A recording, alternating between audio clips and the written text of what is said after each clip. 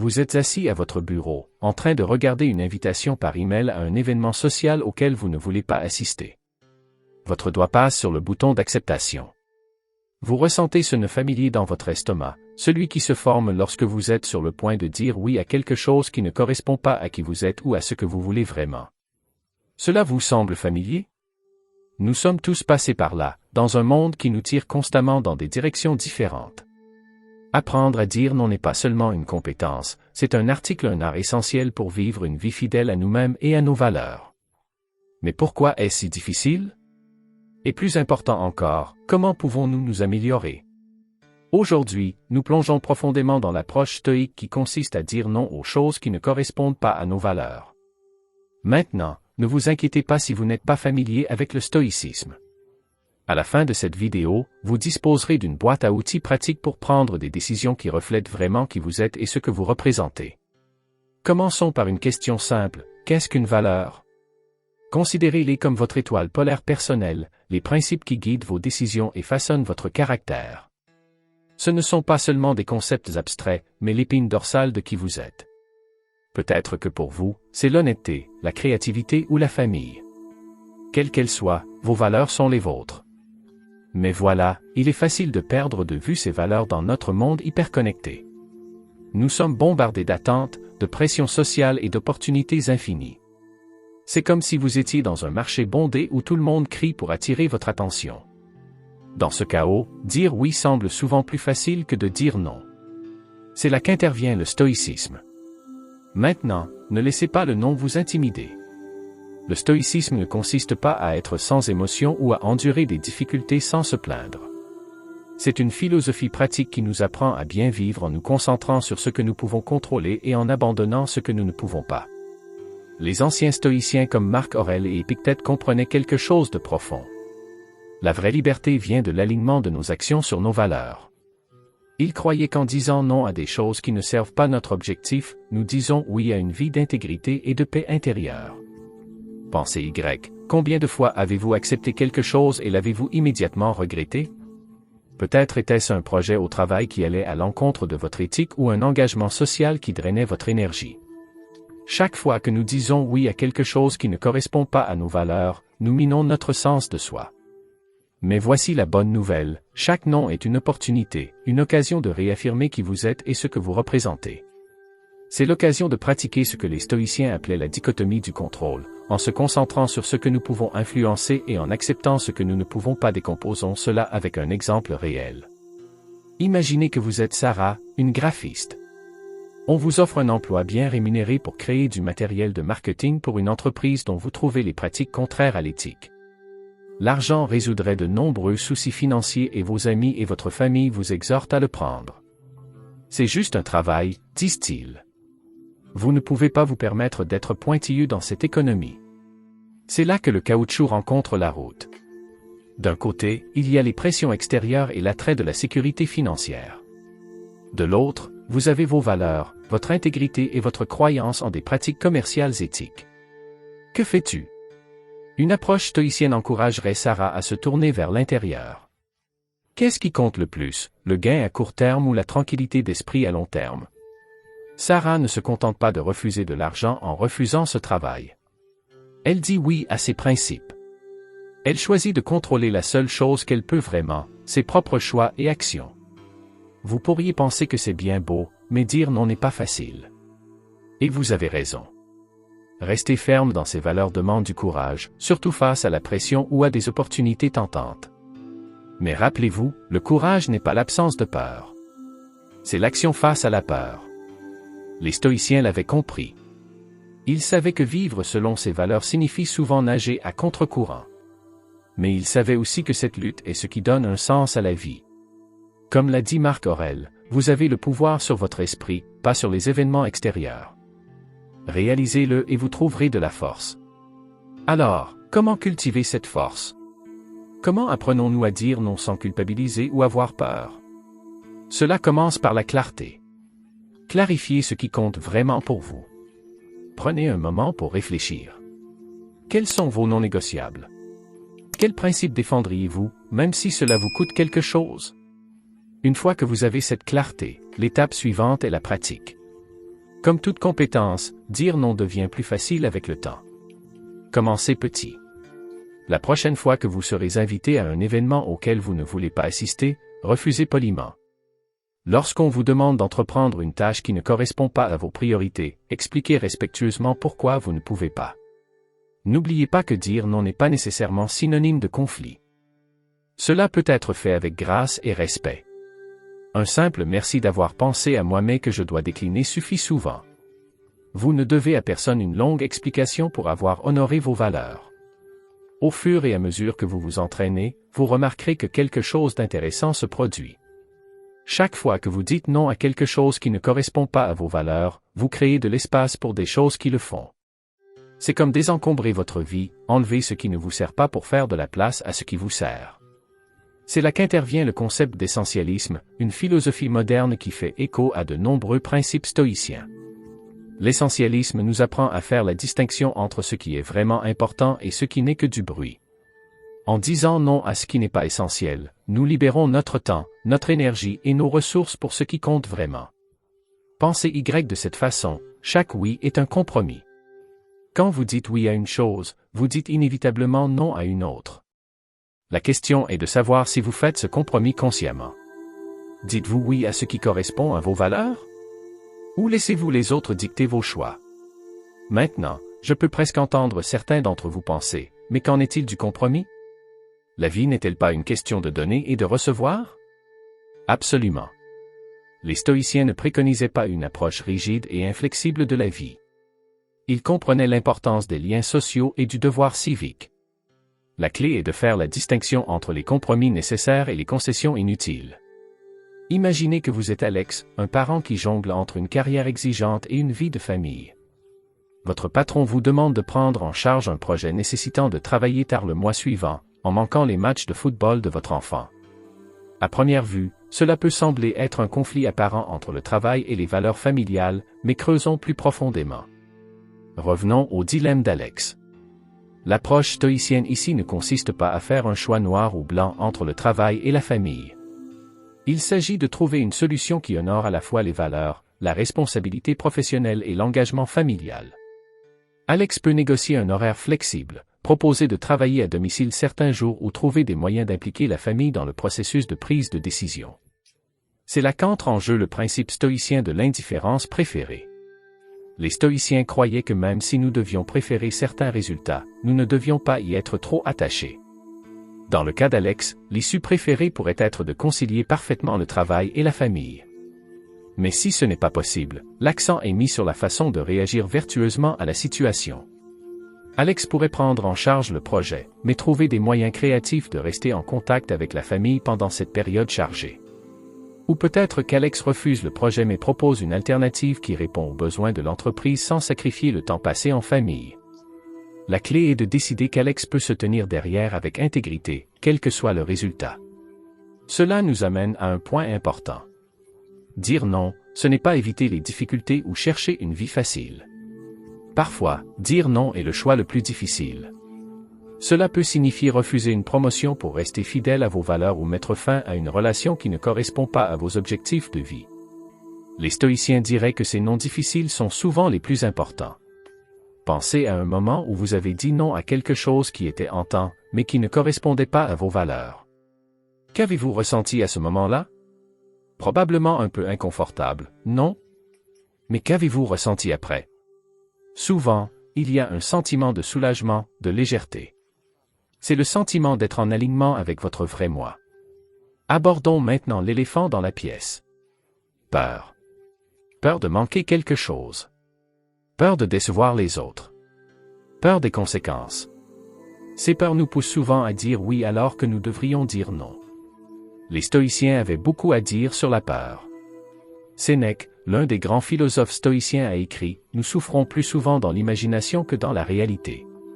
Ce que Sénèque voulait dire, c'est que nos peurs sont souvent exagérées. Nous imaginons les pires scénarios qui se produisent rarement.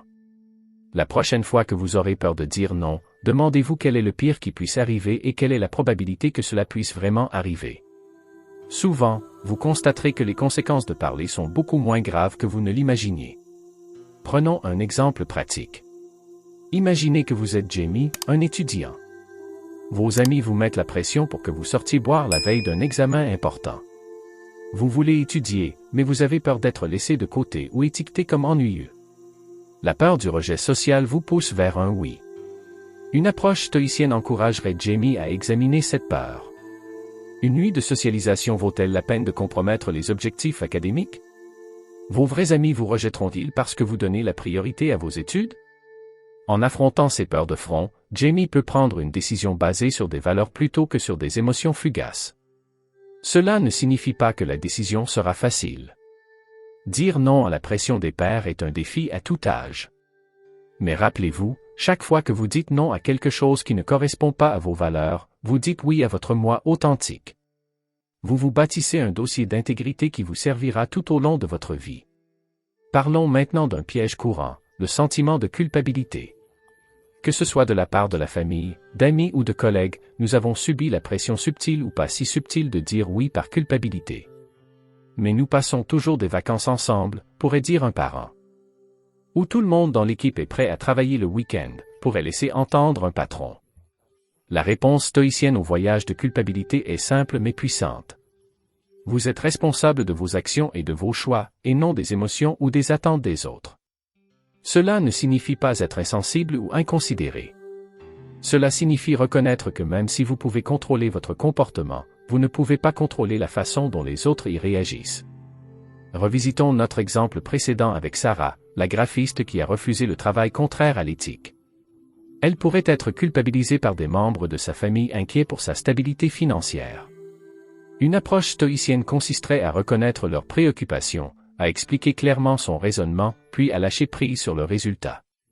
Sarah ne peut pas contrôler si sa famille comprend ou approuve sa décision, mais elle peut contrôler ses actions et ses réponses.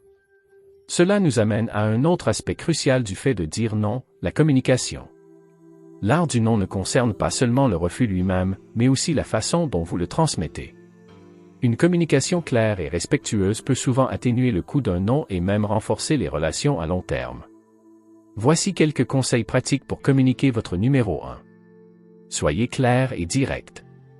L'ambiguïté peut conduire à des malentendus et à de faux espoirs. 2. Exprimez votre reconnaissance. Remerciez la personne d'avoir pensé à vous ou de l'avoir opportunité. 3. Expliquez brièvement si nécessaire, mais n'expliquez pas trop ou ne trouvez pas d'excuses. 4. Proposez une alternative si possible, mais seulement si elle correspond à vos valeurs et à vos capacités. 5. Tenez bon. Si vous êtes sous pression, reformulez calmement votre position sans vous mettre sur la défensive. N'oubliez pas que vous n'êtes pas responsable de la gestion de la déception des autres. Votre travail consiste à communiquer votre décision de manière claire et respectueuse. Abordons maintenant une préoccupation courante. Dire non ne va-t-il pas limiter nos opportunités? N'allons-nous pas manquer d'expérience ou de connexion? C'est là que le concept stoïcien de visualisation négative peut être utile. Cela ne signifie pas être pessimiste, mais imaginez à quoi ressemblerait la vie si vous disiez oui à tout. Imaginez une vie où chaque instant est rempli d'engagements que vous ne vouliez pas vraiment prendre, où votre temps et votre énergie sont constamment drainés par des activités qui ne correspondent pas à vos valeurs. Ça n'a pas l'air très gratifiant, n'est-ce pas? En disant non à ce qui ne nous sert pas, nous créons de l'espace pour des opportunités qui comptent vraiment. Pensez Y comme si vous vous occupiez d'un jardin. Si vous laissez chaque plante pousser sans contrôle, vous vous retrouverez avec un désordre enchevêtré où rien ne prospère. Mais en taillant soigneusement, en disant non à ce qui n'appartient pas, vous créez de l'espace pour les plantes que vous souhaitez cultiver. Votre vie est ce jardin. Que voulez-vous y faire pousser? Cela nous amène à un point important. Dire non, ce n'est pas seulement éviter ce que vous ne voulez pas. Il s'agit de faire de la place pour ce que vous voulez. Il s'agit de créer une vie qui reflète vos valeurs et vos aspirations. Chaque non à quelque chose qui ne correspond pas à vos valeurs est un oui à votre moi authentique. Explorons cela avec un autre exemple. Rencontrez Abid, un ingénieur logiciel qui aime son travail mais qui ressent une profonde vocation à enseigner. On lui a offert une promotion qui lui vaudrait plus d'argent et de prestige, mais aussi des heures plus longues et plus de stress. En même temps, il peut se porter volontaire pour enseigner le codage à des enfants défavorisés le week-end. La promotion est alléchante. C'est ce qu'Abid est censé vouloir. Plus d'argent.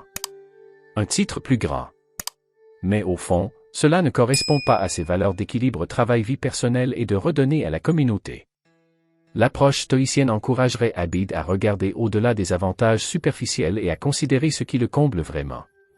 Abid ne se limite pas à dire non à la promotion et oui à l'opportunité d'enseigner. Il aligne sa vie sur ses valeurs. Il crée de l'espace pour ce qui compte vraiment pour lui. Et ce faisant, il est susceptible de trouver plus de satisfaction et de but que n'importe quelle promotion ne pourrait lui fournir.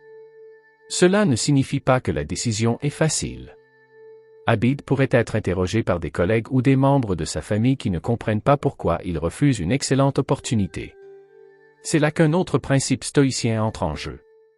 Se concentrer sur ce qui est sous notre contrôle. Abid ne peut pas contrôler l'opinion des autres de son choix. Ce qu'il peut contrôler, ce sont ses actions et ses réponses. Il peut expliquer sa décision calmement et avec confiance sans ressentir le besoin de se justifier. Il peut se rappeler qu'il agit conformément à ses valeurs et trouver la paix dans cette connaissance. Maintenant, abordons une autre préoccupation courante. La peur d'endommager les relations en disant non. Beaucoup d'entre nous disent oui pour préserver l'harmonie, surtout avec la famille et les amis proches. Mais considérez ceci. Une relation est-elle saine si elle vous oblige à faire constamment des compromis sur vos valeurs? Les stoïciens croyaient en l'importance des liens sociaux, mais insistaient sur la nécessité de l'authenticité dans ces relations. En disant constamment oui quand vous voulez dire non, vous ne vous trahissez pas seulement. Vous empêchez les autres de connaître et de comprendre votre vrai moi. Prenons un exemple. Maya est une introvertie qui apprécie son temps seul, mais son meilleur ami extraverti, Liam, l'invitait toujours à des événements sociaux. Maya dit souvent oui de peur de blesser les sentiments de Liam ou de nuire à leur amitié. Mais au fil du temps, elle se sent épuisée et pleine de ressentiment. Une approche stoïcienne encouragerait Maya à avoir une conversation honnête avec Liam, en expliquant son besoin de temps seul et en fixant des limites. Maya ne rejette pas Liam. Elle l'invitait à la connaître de manière plus authentique. Cette honnêteté peut initialement causer des frictions, mais elle jette les bases d'une amitié plus profonde et plus authentique. N'oubliez pas que les vrais amis et les relations saines en général doivent respecter vos valeurs et vos limites. Si dire non nuit à une relation, il vaut la peine de se demander si cette relation vous a bien servi en premier lieu. Alors que nous approchons de la fin de notre exploration, abordons un autre aspect crucial, dire non. L'autocompassion. Apprendre à aligner vos actions sur vos valeurs est un voyage, pas une destination. Il y aura des moments où vous direz oui, où vous auriez dû dire non, ou où dire non vous semblera incroyablement difficile. Les stoïciens mettaient l'accent sur l'importance de l'autoréflexion, mais pas de l'autoflagellation. Si vous vous trouvez dans une situation où vous avez compromis vos valeurs, ne vous en voulez pas. Au lieu de cela, considérez-le comme une opportunité d'apprentissage.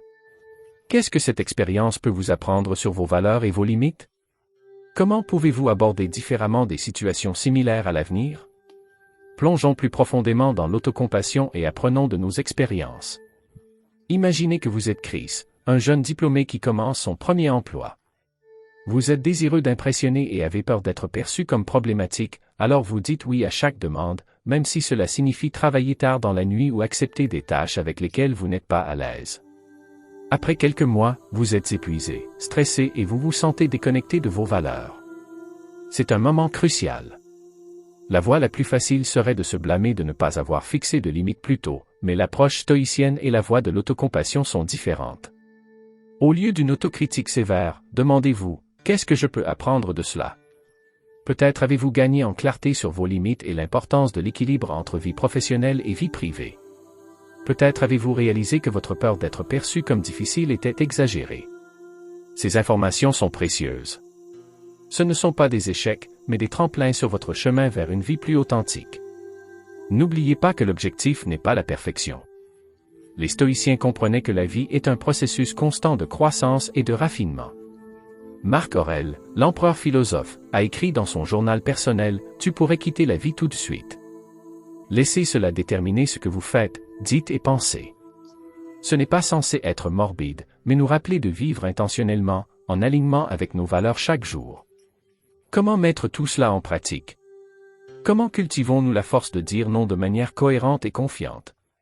Voici quelques stratégies pratiques enracinées dans la sagesse stoïcienne. Autoréflexion régulière. Prenez le temps chaque jour de réfléchir à vos choix. Vos actions correspondaient-elles à vos valeurs? Ou avez-vous dit oui quand vous vouliez dire non? Il ne s'agit pas de juger, mais de développer la conscience de soi. Pratiquez la visualisation négative. Imaginez régulièrement à quoi ressemblerait votre vie si vous disiez toujours oui. Cela peut renforcer votre détermination à dire non quand cela compte. Commencez petit. Commencez par les situations à faible enjeu. Dites non à une demande mineure qui ne correspond pas à vos valeurs. Au fur et à mesure que vous gagnez en confiance, vous pouvez faire face à des scénarios plus difficiles. Préparez vos réponses. Ayez quelques phrases polies mais fermes prêtes lorsque vous devez dire non. Cela peut vous aider à réagir en toute confiance sur le moment. Cherchez de l'aide. Entourez-vous de personnes qui respectent vos valeurs et vos limites. Leur soutien peut renforcer votre courage lorsqu'il est difficile de dire non. Pratiquez l'empathie. N'oubliez pas que lorsque vous dites non, vous n'honorez pas seulement vos valeurs, mais vous permettez également aux autres de respecter ces valeurs. Voyons comment ces stratégies se déroulent dans la vraie vie. Faites la connaissance d'Eleanor, une directrice du marketing qui valorise la créativité et les pratiques commerciales éthiques. On lui a demandé de travailler sur une campagne pour un produit qui, selon elle, induit les consommateurs en erreur. Il s'agit d'une situation difficile. Dire non pourrait avoir des conséquences professionnelles, mais dire oui compromettrait son intégrité. Eleanor décide de s'en approcher stoïquement. Tout d'abord, elle réfléchit à ses valeurs et aux résultats potentiels de sa décision. Elle visualise les deux scénarios. L'inconfort de dire non et l'insatisfaction à long terme de compromettre son éthique. Ensuite, elle prépare sa réponse, en mettant l'accent sur une communication professionnelle claire. Elle pourrait dire « J'apprécie que vous me considériez pour ce projet. Cependant, j'ai des inquiétudes au sujet des allégations de produits qui entrent en conflit avec mon éthique professionnelle. Je serais heureux de discuter d'approches alternatives qui s'alignent à la fois sur nos objectifs et sur nos pratiques de marketing éthique. » Eleanor cherche également du soutien et discute de la situation avec un mentor de confiance. Cela l'aide à prendre du recul et renforce son engagement envers ses valeurs. En suivant ces étapes, Eleanor ne se contente pas de dire non à un seul projet. Elle dit oui à son intégrité, ce qui pourrait donner un exemple positif à ses collègues et peut-être initier une conversation précieuse sur les pratiques éthiques dans son entreprise. Abordons maintenant un autre aspect crucial du fait de dire non, la peur des occasions manquées. Dans notre monde en évolution rapide, il y a une pression constante pour saisir chaque occasion et en faire plus, mais les stoïciens comprenaient quelque chose de profond. Parfois, moins c'est plus. Considérez l'ancienne pratique stoïcienne de l'inconfort volontaire. Il s'agissait de faire précéder intentionnellement le confort ou le plaisir pour renforcer la résilience et la clarté d'esprit. Dans notre contexte, nous pouvons considérer le fait de dire non comme une forme d'inconfort volontaire. Oui, cela peut être inconfortable pour le moment. Oui, vous vous demandez peut-être si vous manquez quelque chose, mais grâce à cet inconfort, vous gagnez quelque chose d'inestimable, l'alignement avec votre vrai moi. Explorons cela avec un autre exemple. Rencontrez Jamal, un musicien talentueux à qui l'on a offert une place dans un groupe populaire. L'opportunité promet la gloire et la fortune, tout ce que Jamal pensait qu'il voulait. Cependant, le style et les valeurs du groupe ne correspondent pas à la vision artistique de Jamal. La peur de manquer quelque chose est intense. Et si c'était sa seule chance de succès? Mais en réfléchissant à ses valeurs, Jamal se rend compte que sa définition du succès n'est pas une question de gloire ou d'argent. Il s'agit de créer une musique qui soit fidèle à sa vision artistique. En disant non au groupe, Jamal ne se contente pas de refuser une opportunité. Il crée de l'espace pour des opportunités qui correspondent à ses valeurs. Il dit oui à son expression artistique authentique. Cela nous amène à un point important. Dire non n'est pas une question de limitation, mais de curation. Pensez à votre vie comme à un musée. Chaque oui est comme ajouter une exposition. Si vous dites oui à tout, votre musée devient encombré, flou et écrasant. Mais en organisant soigneusement, en disant non à ce qui ne convient pas, vous créez une représentation claire et puissante de vos valeurs et de vos aspirations. Abordons une idée fausse courante. Dire non, c'est être inflexible ou fermé d'esprit. Les stoïciens ne prenaient pas une pensée rigide ou l'isolement du monde. Ils ont souligné l'importance d'être un citoyen engagé et d'apprendre continuellement. La clé est de faire la distinction entre l'ouverture à de nouvelles idées et expériences et la compromission de vos valeurs fondamentales. Il s'agit d'être flexible dans ses méthodes, mais ferme dans ses principes. Illustrons cela par un exemple. Rencontrez Esha, une scientifique de l'environnement qui valorise la durabilité. Elle est invitée à collaborer sur un projet avec une entreprise connue pour ses mauvaises pratiques environnementales. Son instinct initial est de dire non d'emblée. Mais Esha décide d'adopter une approche plus nuancée. Au lieu de refuser immédiatement, elle engage un dialogue. Elle explique ses préoccupations et cherche à savoir s'il est possible d'influencer positivement les pratiques de l'entreprise. Elle est ouverte à la collaboration, mais seulement si elle s'aligne sur sa valeur fondamentale de durabilité. Cette approche, qui consiste à être ouvert au dialogue tout en restant fidèle à ses valeurs, peut souvent mener à des résultats positifs inattendus. Peut-être que la contribution d'Esha conduit à des pratiques plus durables au sein de l'entreprise, ou peut-être que la conversation aide Esha à affiner et à renforcer ses propres points de vue. Le philosophe stoïcien Épictète a dit que ce n'est pas ce qui vous arrive, mais comment vous y réagissez qui compte. En abordant les situations difficiles avec ouverture et intégrité, nous pouvons transformer les conflits potentiels en opportunités de croissance et de changement positif. Alors que nous approchons de la fin de notre exploration, abordons un autre point crucial, le pouvoir de dire oui. Il peut sembler étrange de parler de dire oui dans une discussion sur le fait de dire non, mais les deux sont intimement liés. Chaque fois que vous dites non à quelque chose qui ne correspond pas à vos valeurs, vous créez un espace pour dire oui à quelque chose qui le fait. C'est là que réside le vrai pouvoir du non, non pas dans le rejet, mais dans l'affirmation. Pensez à la dernière fois que vous avez dit non à quelque chose qui ne vous a pas servi. Qu'avez-vous ressenti? Probablement un mélange d'émotions, peut-être un peu d'anxiété ou de doute, mais aussi un sentiment de soulagement, de légèreté. Cette sensation de légèreté est votre valeur, en poussant un soupir de soulagement. C'est votre moi authentique qui vous dit merci. Alors que nous terminons notre voyage à travers l'approche stoïcienne de dire non, prenons un moment pour réfléchir à la situation dans son ensemble. Nous avons exploré comment dire non à des choses qui ne correspondent pas à nos valeurs n'est pas seulement une question de refus, c'est une question d'affirmation. L'affirmation de qui nous sommes, de ce que nous représentons et de la vie que nous voulons créer. N'oubliez pas que chaque non est aussi un oui. Lorsque vous dites non aux heures supplémentaires excessives, vous dites oui à l'équilibre entre vie professionnelle et vie privée. Lorsque vous dites non à la pression des pairs, vous dites oui à votre jugement et à votre bien-être. Lorsque vous dites non à des opportunités qui ne correspondent pas à vos valeurs fondamentales, vous dites oui à l'authenticité et à la croissance personnelle. Les stoïciens comprenaient que la vraie liberté ne vient pas d'avoir des choix illimités, mais de faire des choix alignés sur nos valeurs les plus profondes. Dans un monde qui assimile souvent le succès à un oui constant, la capacité de dire non devient un super pouvoir. C'est l'outil qui vous permet de sculpter votre vie selon votre design plutôt que de laisser les pressions et les attentes extérieures la façonner. Mais soyons honnêtes, ce n'est pas toujours facile. Il y aura des moments où dire non vous semblera impossible. Des moments où la pression de se conformer, de plaire aux autres ou de saisir toutes les opportunités est écrasante.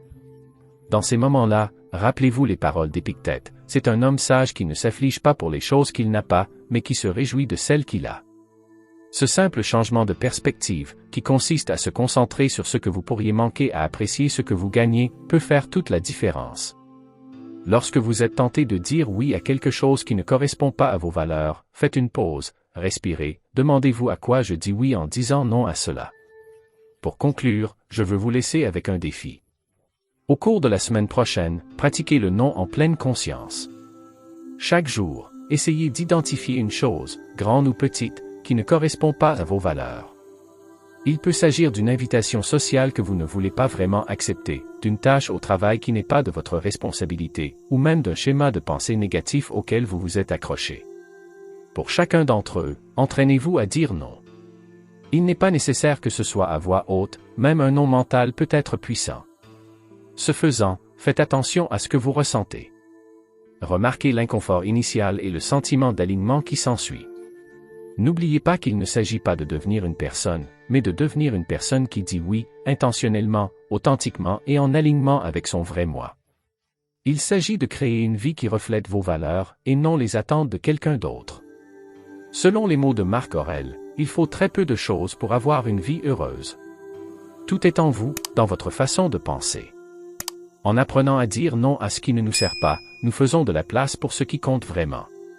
Nous créons un espace pour la joie, la croissance et l'épanouissement authentique. Alors, la prochaine fois que vous vous retrouverez sur le point de dire oui par habitude, peur ou obligation, faites une pause. Prenez un moment pour faire le point avec vos valeurs. Posez-vous la question suivante, est-ce un oui qui honore qui je suis et qui je veux être? Si ce n'est pas le cas, ayez le courage de dire non. N'oubliez pas qu'il ne s'agit pas seulement d'un refus, mais d'une affirmation de votre moi authentique. Alors que nous terminons ce voyage ensemble, je veux vous laisser avec une dernière pensée. La capacité de dire non est plus qu'une simple compétence, c'est une pratique. Comme toute pratique, cela devient plus facile avec le temps. Il y aura des trébuchements en cours de route, des moments de doute, peut-être même de regret, mais chaque non est un pas vers une vie plus authentique et plus utile. Alors allez de l'avant avec courage. Dites non à ce qui ne vous sert pas, afin de pouvoir dire oui à ce qui compte vraiment. Votre futur moi vous en remerciera. Merci de vous joindre à moi dans cette exploration de l'art stoïcien de dire non. N'oubliez pas que chaque jour est une nouvelle occasion d'aligner vos actions avec vos valeurs. Chaque instant est une chance de dire oui à votre moi authentique. Le pouvoir est entre vos mains. Utilisez-le à bon escient.